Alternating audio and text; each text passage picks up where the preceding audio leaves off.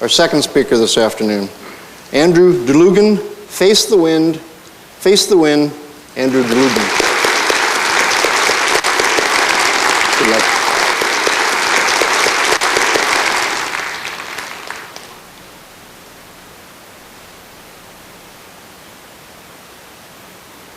It was the riskiest decision of our lives. 18 months ago, my wife and I traded our condo keys for house keys.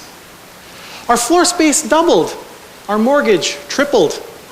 Our income didn't change. When that first payment escaped our bank account, it was a loud, vacuous whoosh! Nearly knocked us right over. We didn't realize a much larger change was coming. Those precious few hours known as free time became yard work. For me, yard work is a lot like being a Toastmasters Club officer. I have no clue what I should be doing, but yet I'm always busy. Mr. Contest Chair, ladies and gentlemen, and anyone who has ever chased that dream of home ownership only to be suckered into yard work. Numerous bushes and trees called out to me. Some were dead. Others were just not what my wife wanted. But the Japanese maple tree, that was different. It had leaves.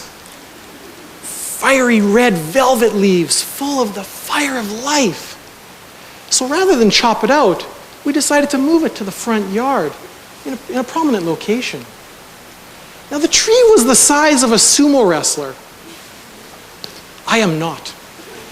Still, I estimated that I would be done in time to enjoy a mid-morning lemonade.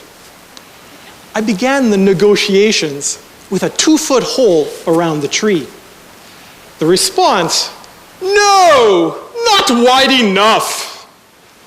I widened that hole many times, but the tree stuck to its guns. Several hours later, I had a moat. I went over to that tree and I gave it a tug, and of course it didn't move. So my tug turned to a yank, and my yanks turned to full-fledged wrestling. And eventually, I triumphed. Truthfully, the tree had pity on me and fell over.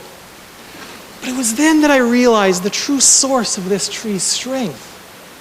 Roots like tentacles, as expansive as its branches. Strong roots, strong tree. Now, taking that tree and planting it over in the front yard was relatively easy. With the sunset in my eyes, I enjoyed that mid-morning lemonade. I caught a glimpse of my daughter's bedroom window, and higher than that, even higher than Tevis Thompson, the neighbor's monster tree. And I realized, if that tree ever fell over, my house is crushed. I was really thankful that trees have such strong roots. Well, many months later, yard work mercifully ended. Not because I had finished the work, but it was the rainy season. When those first winter winds blew, I was in Quebec on business. I turned on the national news, and I was shocked to see footage from BC of storm winds blowing monster trees onto homes.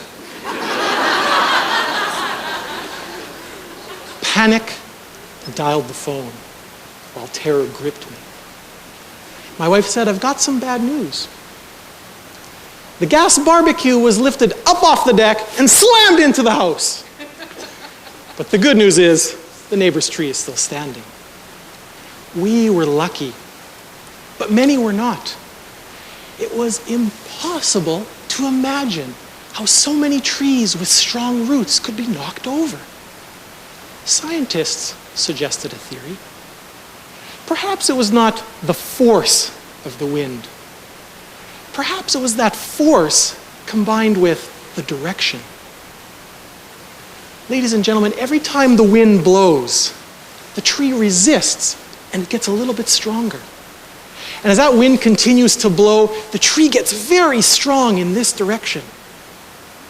But the winds of 2006 blew from over there. These trees could not face the wind. They could not compensate. They could not cope. Now, the events of this past month reminded me of the importance of always facing that wind head on. My sister-in-law, Michelle, and her husband, Lance, have had a pair of pregnancies, both cut short by miscarriage. Their hearts broke twice. Michelle and Lance, they have strong roots, but strong roots are not always enough. When that wind came for them, not once, but twice, they faced that wind head on. They refused to let it topple them or their dreams. The call came on a Sunday, a few minutes shy of midnight, to announce the birth of their son, Maximus. And my first thought was, Maximus? Russell Crowe from Gladiator? But then I realized Maximus is Latin for the greatest. And he certainly is the greatest of joys. Though Maximus was born a full month premature, an incubator shelters him from the wind like a glass cocoon. Ladies and gentlemen, we cannot predict when the wind will blow. We cannot predict how strong it will be. We certainly can't predict its direction. Yesterday, it's a mortgage payment. Today, maybe a windstorm. Tomorrow, you may be fighting for your dreams or fighting for your life. And at times like this, remember, we are not trees. We are not trees. Not one of you has roots going through that seat.